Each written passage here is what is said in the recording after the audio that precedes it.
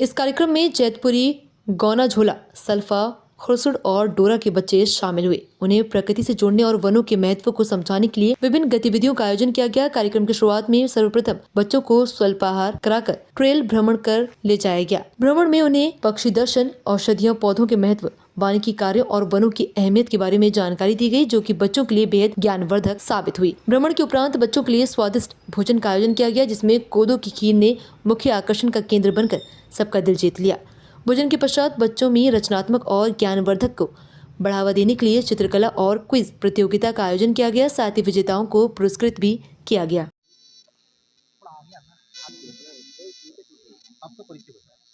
मेरा नाम हिमांशु पटले है। मैं ग्राम किड़ीटोला में रहता हूँ। मेरे पिताजी का नाम स्वर्गीय मोहनलाल पटले है। मैं शासकीय उच्चतर माध्यमिक विद्यालय डोरा में पढ़ता हूँ। अच्छा, ये बताइए, आज अनुभूति के दौरान आपको क्या-क्या सिखाया? आज हम अनुभूति कार्यक्रम में आए थे तो हमें बताया गया कि वन हमारे लिए कितने महत्वपूर्ण हैं और हमें वनों के बारे में अधिक से अधिक जानकारी दी गई, जिसमें हमें दिखाया गया कि वृक्षों के बारे में जानकारी दी गई कि ये किस प्रकार का वृक्ष है, इससे कौन सी औषधि प्राप्त होती है और उससे हमें किस प्रकार के लाभ हो सकते हैं।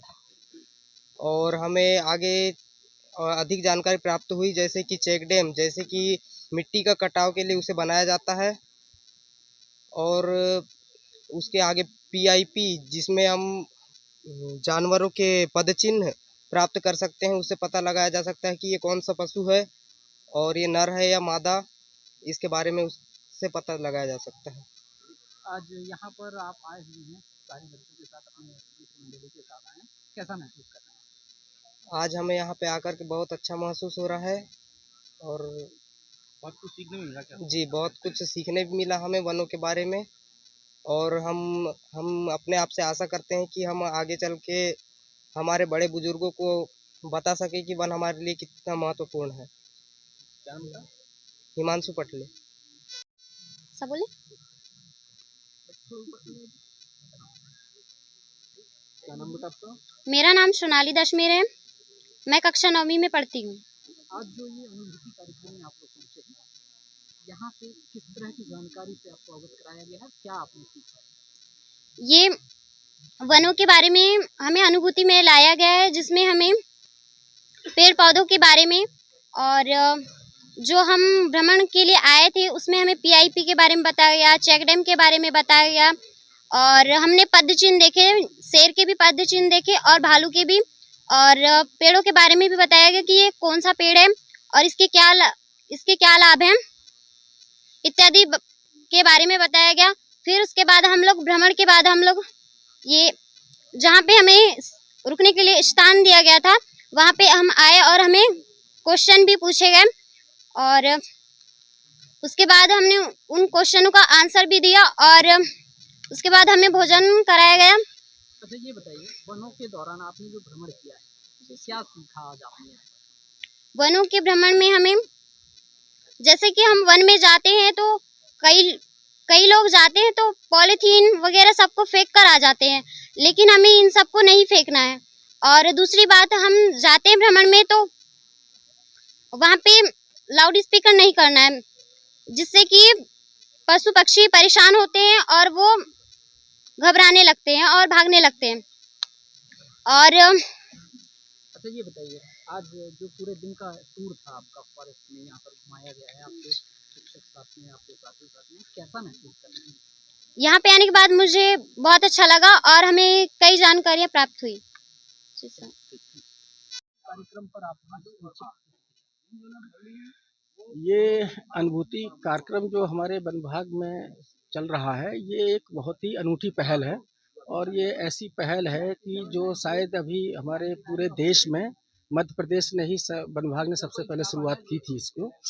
और प्रारंभिक तौर पे इसको मतलब जो हमारे नेशनल पार्क्स हैं, अभ्यारण्य हैं, उनमें पायलट बेस पे इसको शुरुआत किया गया था कि मतलब कुछ स्कूलों के बच्चों को ला करके वो कराने के लिए, तो मतलब इसका अनुभूति कराने के लिए नेचर के बारे में। तो इसका जो मुख्य उद्देश्य है, फिर ये धीरे धीरे जो है पायलट बेस में शुरू हुआ, फिर आकर के सभी प्रक्षेत्रों में, क्षेत्रीय प्रक्षेत्रों में इसको और पार्कों में शुरू किया गया और ये 2015-16 से विधिवत जो है पूरे मध्य प्रदेश में सभी प्रक्षेत्रों में, क्षेत्रीय प्रक्षेत्रों, पार्कों में शुरुआत हुई। पहले एक-एक अनुभूति कैंप के लिए, फिर बाद में इसको प्रत्येक रेंज में 2 अनुभूति कैंप में कन्वर्ट कर दिया गया, बदल दिया गया और एक अनुभूति कैंप में कम से कम 120 बच्चों को लाने का प्रावधान रखा गया। इस तरह से पूरे हम प्रदेश में करीब 1.25 लाख बच्चों को हर साल, 1.25 लाख से लेकर 1.5 लाख बच्चों को हर साल हम लोग जो है इस अनुभूति कैंप के माध्यम से नेचर के बारे में, वनों के बारे में, वन प्राणियों के बारे में और जो वानिकी कार्य चलते हैं या जो वानिकी डेवलपमेंट कार्य हैं, ग्रामीणों के कौशल उन्नयन के काम हैं और इसके अलावा वन प्राणियों के बारे में हम विस्तृत से विलोहन के बारे में हम बच्चों को एक अनुभूति कराते हैं। जैसा इसका नाम है, अनुभूति का मतलब ये है कि वो इसको अंदर से महसूस करें, अनुभव करें कि ये हमारे जीवन में इनका क्या रोल है और हम अपने जीवन को बेहतर इनके बगैर बना सकते हैं या नहीं बना सकते, या इनका कोएग्जिस्टेंस के ही साथ हमारा जीवन जो है सार्थक रहेगा। अन्यथा अगर ये चीज़ें नहीं रहेंगी तो वन नहीं रहेंगे, वन प्राणी नहीं रहेंगे, पक्षी नहीं रहेंगे, इनके ना रहने से हमारा भी जीवन उतना ही कठिन हो जाएगा जितना कि अन्य मतलब जीव जंतु का कठिन हो सकता है।